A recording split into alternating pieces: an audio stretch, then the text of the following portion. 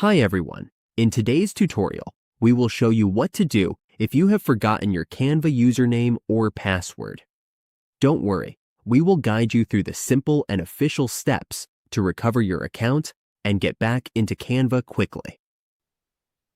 On your Canva dashboard, if you cannot find your password, username, or email, all you need to do is click your profile logo on the Canva homepage. Just click it and go to Settings. On your profile page, we can see the email address here. This is what we use as a username in Canva. We can edit the email here, and we can also edit the name here. For the password, all we need to do is click Login. Once we are here, just click this option.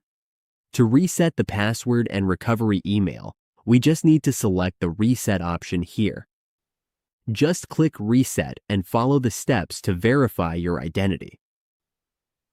And that is how we recover a Canva username or reset a password. Always use the official recovery options to keep the account secure.